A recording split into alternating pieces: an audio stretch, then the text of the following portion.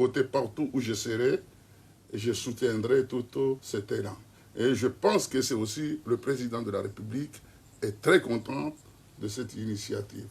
Je profite aussi de cette occasion pour demander les excuses au niveau du peuple comorien parce qu'en général, le jour de l'ouverture de l'Assemblée nationale, il y a quand même les familles. Les gens viennent soutenir leurs enfants de toutes les régions.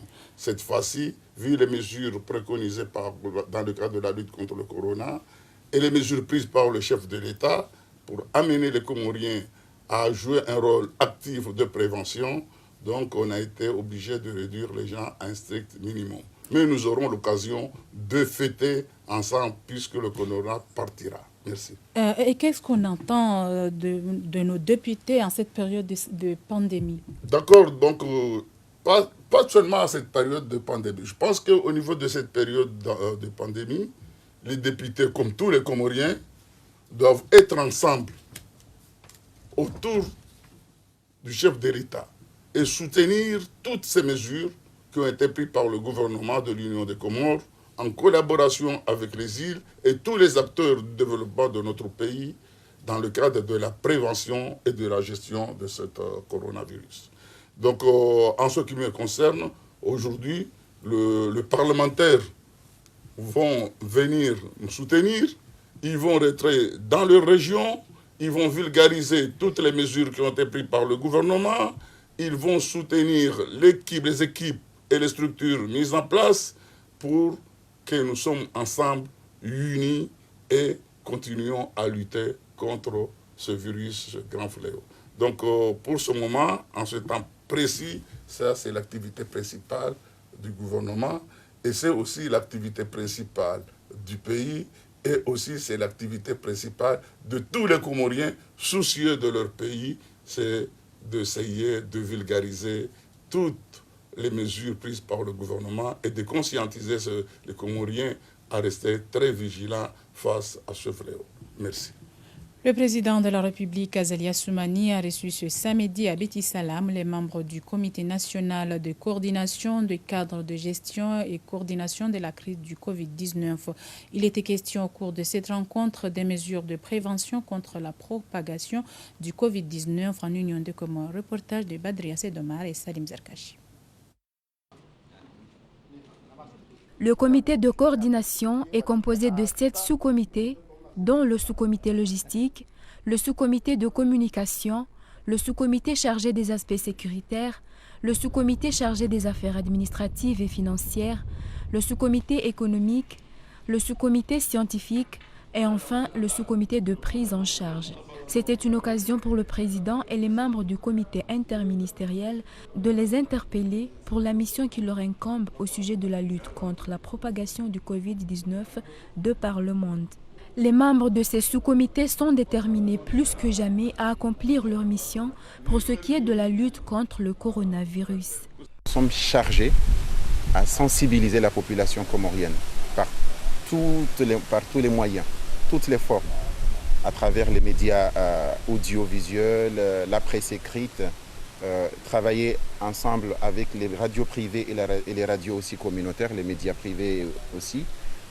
Beaucoup de choses se passent au niveau des réseaux sociaux. Il y a des choses qui sont vraies, il y a des choses qui sont fausses. Donc nous avons aussi cette charge.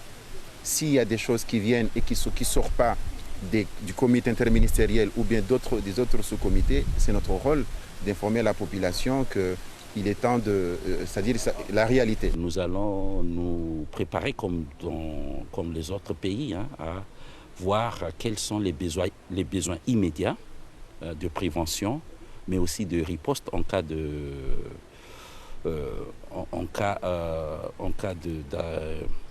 contagion de cette épidémie, mais aussi l'impact moyen à long terme, parce qu'il n'y a pas que les problèmes actuels. Donc vous savez, notre économie est très dépendante de l'extérieur.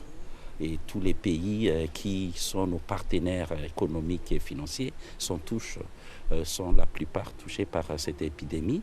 Donc ça va impacter considérablement notre économie. Donc il faudrait qu'on étudie quelles pourraient être les mesures d'atténuation pour que nous ne soyons pas trop impactés. Toutes les dispositions qui sont sur place sont là. tout en espérant ne plus prendre en charge un cas, Inch'Allah. Mais si j'ai un message vraiment à donner à vous qui êtes journalistes ou aux autres qui rédigent, c'est de vous solliciter tous à ne plus mentir au monde et à ne plus mentir à la population comorienne. Nous sommes chargés de l'aspect sécuritaire. Ce travail, nous l'avons depuis longtemps commencé, notamment sur l'île d'Anjouan.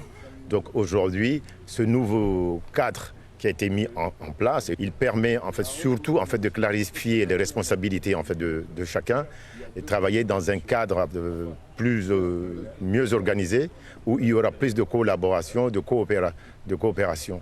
Donc nous allons renforcer le dispositif qui était déjà en place, notamment sur l'île d'Anjouan, mais aussi sur les autres îles de l'archipel. Rappelons que tous les 3 jours, le président de la République, Azali Assoumani, recevra ces différents comités pour en savoir plus sur l'amélioration de leur travail. Monsieur le directeur, le président de la République vient de signer 2 décrets, l'important mise en place d'un cadre de gestion et de coordination de la crise de Covid-19, l'autre portant sur la nomination du Comité national de coordination du cadre de gestion de la crise du Covid-19. Pouvez-vous nous donner plus d'explications par rapport à ces 2 décrets et pourquoi la mise en place de ces 2 organes? Non, je pense que c'est plus de cohérence et de clarté dans la prévention et dans la gestion de cette épidémie très dangereuse. Donc voilà, donc l'objectif c'est ça, c'est de mettre des cadres qui permettent quand même de clarifier les missions de chacun, les liaisons fonctionnelles et les tâches que chacun doit accomplir. Donc, mais aussi, ça permet aussi de pouvoir synthétiser toutes les actions qui ont été menées et de pouvoir, à un moment donné, rendre compte à tous nos partenaires. Ainsi, c'est un cadre qui permet, avec cohérence, de vulgariser toutes les mesures prises dans le cadre de la lutte. Donc, c'est plus de... Il a fait ce décret, les 2 décrets ont été signés pour plus de cohérence, pour plus de complémentarité et plus de clarté dans les missions et responsabilités de chacun dans le cadre de cette lutte. Donc voilà ce que je veux vous dire. Au regard de ces 2 décrets, les Comoriens comprennent que toutes les dispositions sont prises pour faire face à cette crise de Covid-19, à savoir la mise en place d'un sous-comité économique qui est chargé de l'analyse des impacts socio-économiques de Covid-19 et de proposer des mesures de résilience. Monsieur le directeur, avez-vous une idée de combien cet impact économique a pour le pays maintenant et au cas échéant, si la maladie apparaît dans les 3 îles des Comores indépendantes? Non, moi je pense que d'abord, il faut quand même rendre à la grâce, vraiment, parce que jusqu'à aujourd'hui, il n'y a aucun cas n'est détecté en Union des Comores. Ça, c'est un élément important. Un deuxième élément, parce que bon, on a dit qu'on a réuni tous les moyens. Je pense qu'on ne peut pas dire qu'on a réuni tous les moyens, mais on a fait le maximum pour prévenir à ce que cette maladie ne vienne pas. C'est dans le cadre où on a mis en place des quarantaines, on surveille les côtes, on prend des mesures qui permettent aux gens de ne pas continuer à faire les prières et on est en train de sensibiliser les populations sur les bonnes pratiques. Ça, cet aspect ont été faits. Et 2, on a regardé au niveau des îles. Donc, les centres de quarantaine existent, les centres d'isolement existent, ils sont équipés, uniquement par des moyens médicaux, comme on dit, mais aussi avec des hommes qui ont été identifiés au cas où il y a un cas, comment on peut quand même gérer ce cas. Donc, à la fois à Anjouan, à la fois à Moélie et aussi au niveau de la Grande Comore. Donc, les quarantaines sont dans les hôtels à la Grande Comore. À Anjouan, c'est dans l'école de police. À Moélie, c'est dans un grand hôtel qui a été réquisitionné pour servir de quarantaine. Les isolements, c'est au niveau de l'hôpital de Atsambou. Et en juin, c'est l'hôpital de Bambao. Et à Moéli, c'est l'hôpital de Foboli. Les médecins, d'ailleurs, vous avez vu tous les comités. Il y a le comité scientifique, mais il y a aussi le comité qui a regroupé les gens qui vont être à côté de ces malades pour pouvoir les aider à faire le travail convenablement. Mais ce qui est plus important, c'est vrai, on peut avoir des moyens, c'est vrai, on peut avoir des hommes, mais il faut les organiser. Il faut les amener à travailler ensemble pour plus d'efficacité et d'efficience. Donc, c'était l'objet de ce comité. Parlons des acteurs du secteur informel. Comment l'État pense-t-il les accompagner? Je pense quand même que au niveau des mesures prises, effectivement, il y a des grandes mesures qui ont été prises au niveau économique. D'abord, on a réduit la douane de 30%. Ça, c'est une grande mesure phare. On a facilité, on a créé toutes les conditions pour faciliter aux nouveaux opérateurs économiques de pouvoir dédouaner rapidement leur matériel et surtout la nourriture. Ça, c'est une deuxième. Et troisième phase, c'est qu'on a essayé d'être interface entre les banques et les opérateurs économiques pour pouvoir quand même les alléger sur le modèle de paiement. Et ça, c'est un aspect qui est très important. Et aussi un quatrième aspect, c'est au niveau des impôts. On a différé le paiement des impôts pendant cette période. Donc je crois que l'État a eu à mettre la main dans la poche pour aider nos opérateurs économiques à pouvoir faire face à ce fléau. Et je pense que aussi les retombées doivent être au niveau des consommateurs. Donc, parmi les mesures, le président de la République a mis en place une brigade mixte de police et gendarmerie, y compris les gens de l'économie. Et cette brigade doit travailler ardument pour lutter contre les spéculations. Mais aussi tous les Comoriens. Il faut quand même que les Comoriens participent. On ne peut pas mettre un policier un peu partout. Il faut que les Comoriens se réunissent en un seul homme pour pouvoir essayer de préserver ses acquis, de dénoncer les malfaiteurs et de nous informer. Parce qu'en ce moment-là, nous allons assumer nos responsabilités. Le commerçant qui n'applique pas les mesures, surtout les mesures économiques, l'État va prendre ses responsabilités. On ne va pas laisser maintenant que les gens continuent à arnaquer la population. Merci. La gendarmerie nationale s'active pour faire respecter à la population les mesures prises pour barrer la route à la propagation du Covid-19. Elle sillonne les différentes localités de Ngazidja pour des actions de sensibilisation sur des mesures préventives. Mwanadjouma Papali. Des patrouilles qui sillonnent les marchés tous les jours pour faire respecter les heures de fermeture. Des sensibilisations dans les villes et villages pour veiller aux mesures de prévention prises par les autorités, notamment l'interdiction de la prière collective, des surveillances renforcées dans les sites de débarquement des navires qui font le transport entre les îles.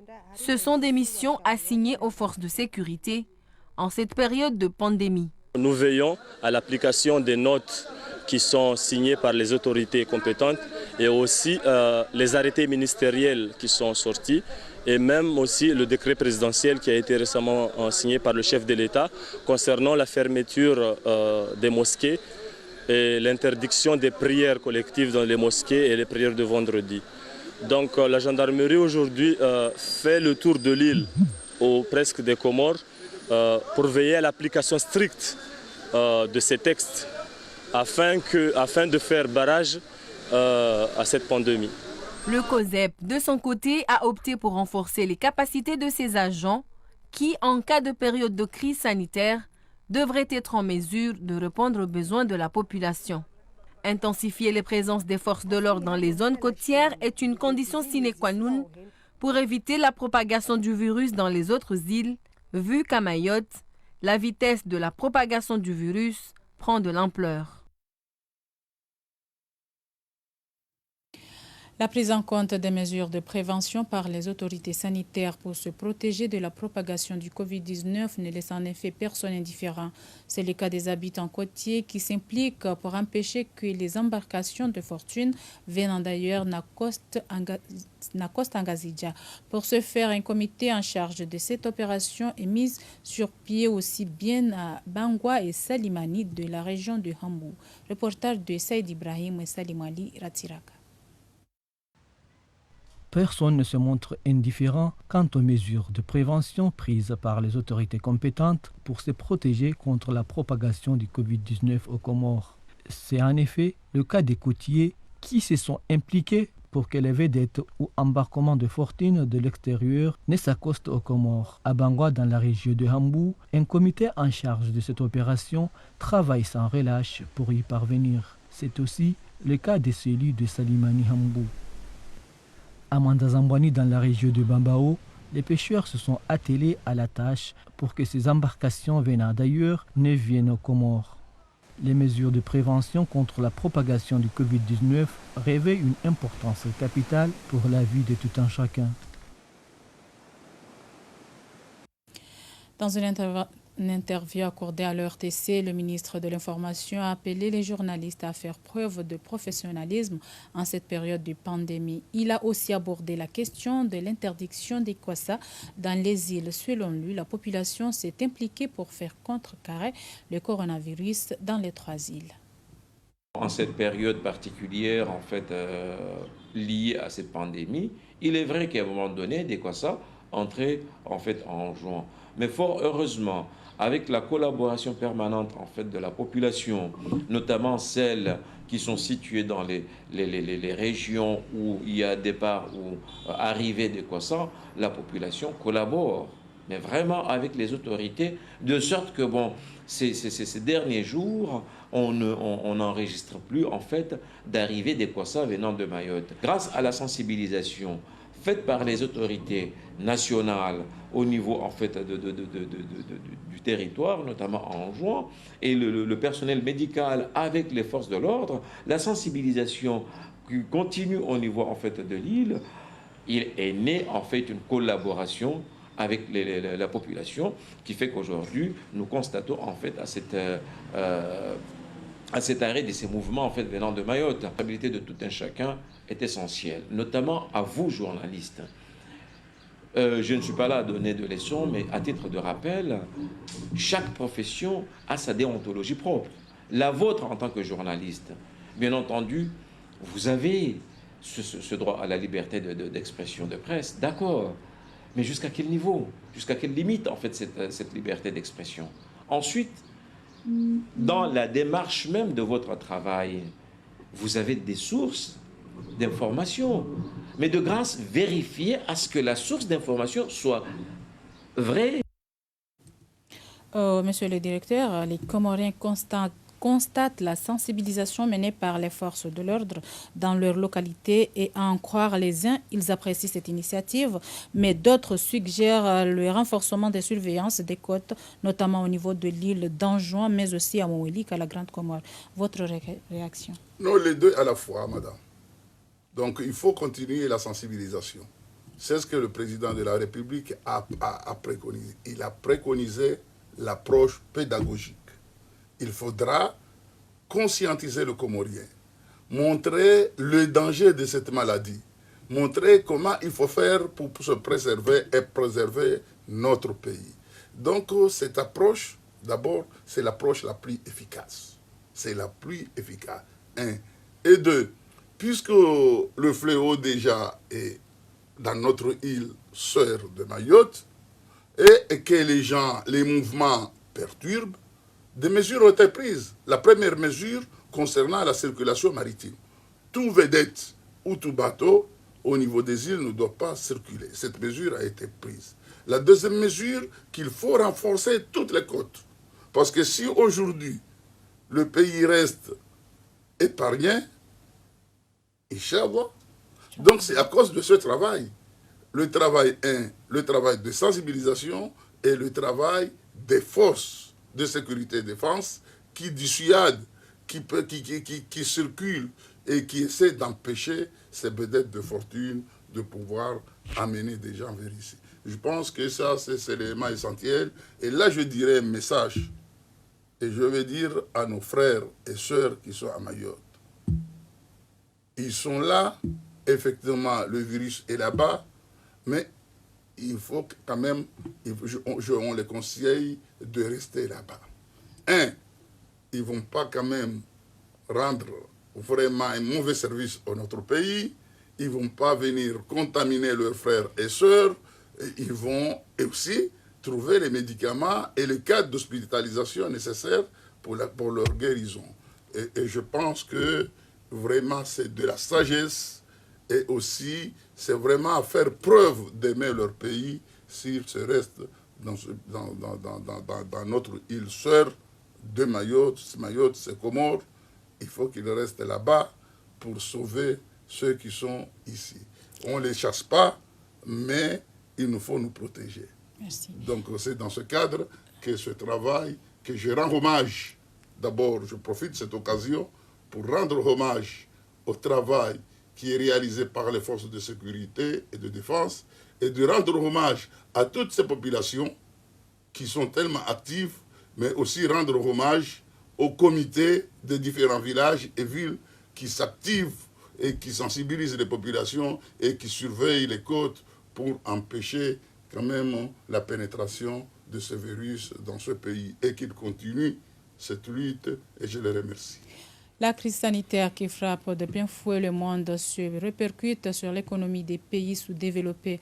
En Union des Comores, les activités économiques sont au ralenti pour les petits commerçants au niveau de la capitale. Reportage de Nourdine Saïd et Ahmed Nassor pour plus d'explications. Effectivement, les commerçants détaillants, les marchands ambulants de la capitale subissent déjà les conséquences de la crise sanitaire mondiale. Les activités commerciales tournent au ralenti depuis l'annonce par le gouvernement des mesures de prévention relatives à la maladie contagieuse Covid-19. Une baisse de la clientèle est enregistrée par ces derniers, d'où la baisse évidente du chiffre d'affaires. À Volo, il n'y a pas de marché. Donc c'est lui qui est obligé à venir Volo. Comme le vendeur de chaussures, comme nous le réparateur de chaussures. Si on ne va pas au marché, on ne mange pas. Oui, le client il ne vit pas comme avant. Parce que maintenant, comme c'est, il y a les maladies et tout. Mais que Dieu bénisse toute la terre entière et surtout aux Comores. Avec cette vitesse que prend cette maladie à travers le monde et en Afrique, que sera le sort de ces jeunes entrepreneurs comoriens, ces jeunes à la recherche d'emploi, ces professionnels aujourd'hui en chômage technique suite aux mesures de prévention annoncées? Doit-on envisager un plan d'action pour ces jeunes pour que demain les Comores s'autosuffisent sur la chaîne alimentaire? À l'international, la France a enregistré ce vendredi 588 victimes liées au Covid-19. Ce samedi, dans les EHPAD, les décès annoncés se chiffrent à 884. Il semblerait que le nombre d'hospitalisations est en train de chuter dans l'Hexagone. Reportage de Ronews. C'est un triste record depuis le début de la crise, celui des décès dus au Covid-19 en France. Ce vendredi, 588 nouvelles victimes ont été recensées, portant à plus de 6500 le nombre de morts dus au coronavirus. Une augmentation qui s'explique par l'ajout des décès dans les EHPAD dans le décompte quotidien. De plus en plus d'établissements font aujourd'hui des remontées systématiques, ce qui explique ce nombre important et fortement augmenté par rapport à celui d'hier. Ce n'est pas une augmentation dans la journée, c'est juste une augmentation des remontées d'informations. Seule lueur d'espoir, le nombre de personnes hospitalisées est en baisse sur la semaine, mais il est trop tôt pour parler de bonnes nouvelles selon le directeur de la Santé.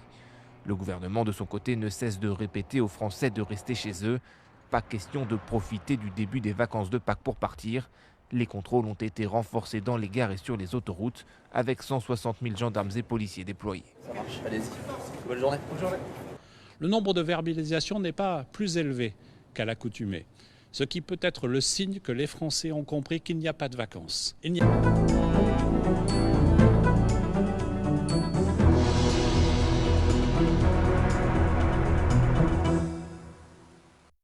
L'hécatombe dans les EHPAD.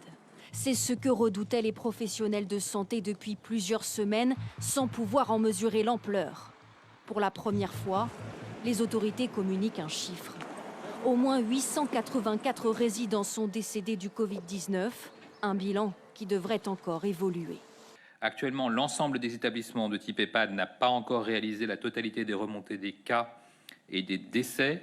Nous avons 7400 EHPAD et 10 600 structures au total. Les données sont donc toujours en consolidation.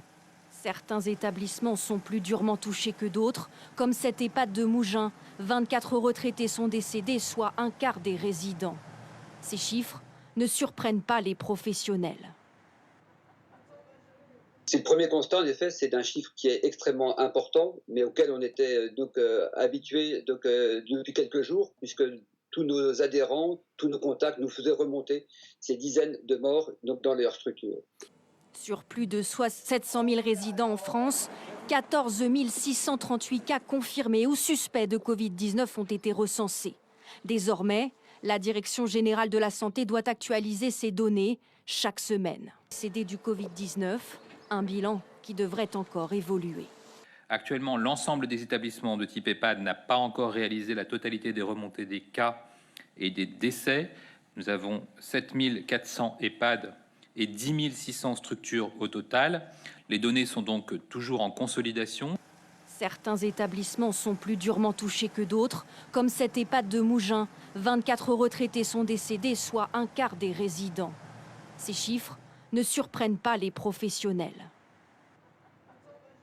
C'est le premier constat, en effet, c'est d'un chiffre qui est extrêmement important, mais auquel on était habitués depuis quelques jours, puisque tous nos adhérents, tous nos contacts nous faisaient remonter ces dizaines de morts dans leurs structures.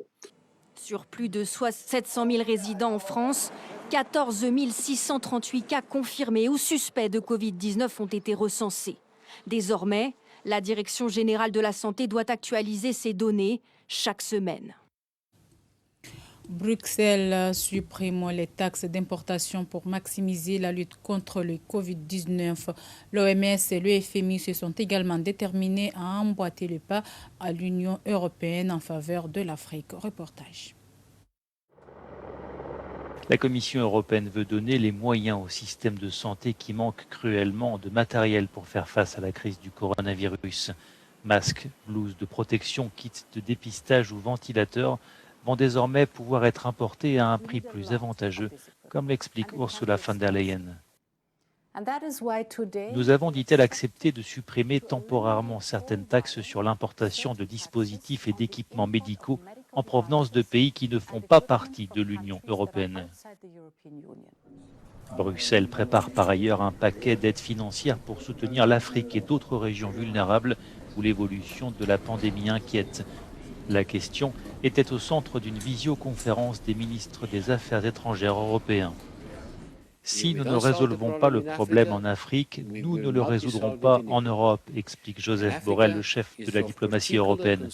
Et l'Afrique nous préoccupe particulièrement. Ce sont nos voisins et la pandémie là-bas pourrait devenir très rapidement incontrôlable. De son côté, l'Organisation mondiale de la santé rappelle aux dirigeants du monde entier la nécessité de lutter contre le coronavirus. Pour le directeur général de l'OMS, les États doivent garantir aux malades l'accès au système de santé. Nous appelons, dit-il, tous les pays à supprimer les obstacles financiers aux soins. Si les personnes retardent ou renoncent aux soins parce qu'elles n'ont pas les moyens de les payer, non seulement elles nuisent à leur propre santé, mais en plus, elles rendent la pandémie plus difficile à contrôler et mettent la société en danger. À l'instar de l'OMS, le Fonds monétaire international assure que la lutte contre la pandémie doit être une nécessité pour que l'économie puisse rebondir. Le FMI se dit prêt à apporter son soutien. Nous avons un coffre de guerre de 1 000 milliards de dollars, souligne la présidente du FMI, et nous sommes déterminés à utiliser cet argent autant que nécessaire pour protéger l'économie des cicatrices de cette crise. La pandémie a mis à l'arrêt des secteurs entiers de l'économie. Le FMI a reçu jusqu'à présent 85 demandes de financement d'urgence, un record depuis sa création. Face à la rapide propagation de l'épidémie, les autorités de santé américaines ont changé de discours sur le port de masques. Reportage. Le pays n'a jamais été aussi frontalement exposé à ses failles et à ses faiblesses. Première faille, la dépendance totale de l'économie américaine à sa main-d'œuvre. Aucun pays industrialisé n'est plus impacté par le confinement des travailleurs que l'est l'Amérique en réalité. Les mêmes travailleurs qui bien souvent ne bénéficient d'aucune forme d'indemnisation, y compris en cas de chômage forcé. Mais plus préoccupant, vous le disiez, c'est le système de santé américain qui promet tout simplement d'imploser, alors que les hôpitaux américains mènent une course contre la montre pour s'équiper à tout prix de respirateurs ou pour libérer des lits en réanimation. Le retard de l'Amérique et de ses infrastructures hospitalières ne pourra pas être comblé à temps. Ça, les experts le savent et le clament. Si on se concentre sur l'hôpital public et seulement l'hôpital public, on constate que le système américain offre 2 fois moins de lits que le système français, par exemple. Ensuite, 55% des Américains se voient menacés de perdre leur couverture santé en même temps que leur emploi, puisqu'aucun système de santé universel n'a jamais été réellement instauré aux États-Unis. Concrètement, les premiers malades guéris du Covid-19 qui sortent des hôpitaux sans assurance doivent s'acquitter de factures allant de 35 000 à 60 000 $ selon les cas. L'administration Trump a bien promis qu'elle étudierait la gratuité des soins dans le cadre de la crise, mais de nombreux experts américains se sont déjà prononcés en qualifiant l'initiative de techniquement impossible, donc utopique. Les autorités chinoises ont rendu hommage ce samedi aux victimes chinoises du coronavirus. La cérémonie s'est tenue à la place Tiananmen sous les auspices du président Xi Jinping. Reportage d'Euronews. Drapeaux en berne sur la place Tiananmen. Les Chinois ont observé 3 minutes de silence en hommage aux victimes du coronavirus. Plus de 3000 morts selon les chiffres officiels, largement sous-estimés selon des observateurs occidentaux qui se basent sur les longues files d'attente constatées ces derniers jours devant les crématoriums de Wuhan, le foyer de l'épidémie, où l'hymne national était entonné. Placés en confinement pendant plus de 2 mois, les habitants ont commencé à retrouver un peu de liberté. Certains disent avoir appris beaucoup de cette épidémie et portent désormais un autre regard sur la vie. On a réalisé ce qui compte le plus dans notre vie, dit cette femme. Quel est notre but? Ce que nous devons faire ou pas. La Chine n'est pas totalement débarrassée de l'épidémie. Chaque jour, les autorités recensent quelques nouveaux cas de coronavirus, pour la plupart importés. Avant de clore cette édition, votre réaction par rapport à l'actualité internationale? Moi, je dirais qu'on a un ennemi commun. Donc, il faut déclarer en toute franchise une grande lutte contre cet ennemi. Donc, je dirais que notre pays, en ce qui nous concerne, c'est de continuer à redynamiser les mesures, à faire des précautions pour éviter que cette maladie ne soit venue ici. Parce qu'en voyant les grands pays qui sont riches, aujourd'hui, leur économie est complètement effondrée. Il n'y a aucune activité qui se mène. Tout s'est orienté vers la lutte contre le coronavirus. En un mot, nous devrons contribuer à développer la solidarité internationale, aider ceux qui ont un peu de moyens, et aussi, chaque pays doit aussi créer toutes les conditions pour pouvoir se prendre en charge en attendant vraiment l'aide. Donc voilà ce que je résume, c'est un fléau mondial, il ne faut pas sous-estimer, il faut prendre toutes les précautions nécessaires pour éviter à ce que ce fléau ne vienne pas dans notre pays. Merci beaucoup, merci le directeur. Et cette édition touche à sa fin. Merci de l'avoir suivi. Et nous vous rappelons que le directeur de cabinet du président chargé de la Défense, M. Youssoufa Mamidali, était l'invité de ce soir.